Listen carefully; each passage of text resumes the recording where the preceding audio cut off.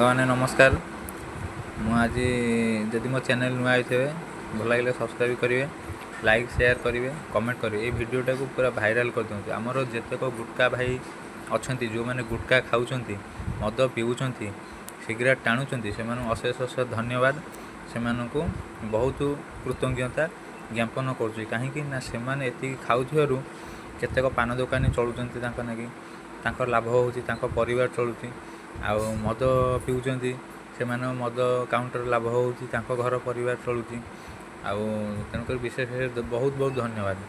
ତାପରେ ଏମାନେ ଖାଇବା କଥା, ଖାଇଲେ କ'ଣ ଯେଉଁଟା ଖାଉଛନ୍ତି ଆପଣ ନିଜକୁ ବଡ଼ଲୋକ ବୋଲି ଭାବୁଛନ୍ତି, କାହିଁକିନା 5 ଟଙ୍କା ଲେଖାଏଁ ପର୍ ଡେ ନିହାତି 50 ଟଙ୍କା ଖର୍ଚ୍ଚ କରୁଛନ୍ତି। ସେମାନଙ୍କ ଠାରୁ ଆଉ ଧନୀ ଏ ସଂସାରରେ କେହି ନାହାନ୍ତି।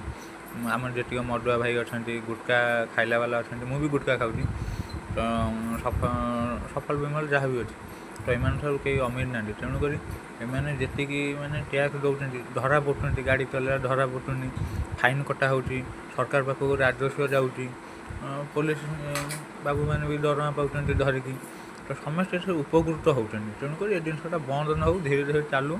କିନ୍ତୁ ଖାଇ ପିଇ ଘରେ ଝଗଡ଼ାଝଗଡ଼ି କର ନା, ଆରାମରେ ଖାଇ ପିଇକି ନିଶା ଖାଅ, କିନ୍ତୁ ନିଶା ତୁମକୁ ନ ଖାଉ। ଯଦି ଭିଡ଼ିଓଟା ଭଲ ଲାଗିଲା ତାହେଲେ ଲାଇକ୍ ସେୟାର ସବସ୍କ୍ରାଇବ୍ କରିବେ। ଆଉ ସବୁ ଏଇଟା ଫରୱାର୍ଡ଼ କରନ୍ତୁ, ସମସ୍ତଙ୍କ ଆଡ଼େ ପହଞ୍ଚୁ।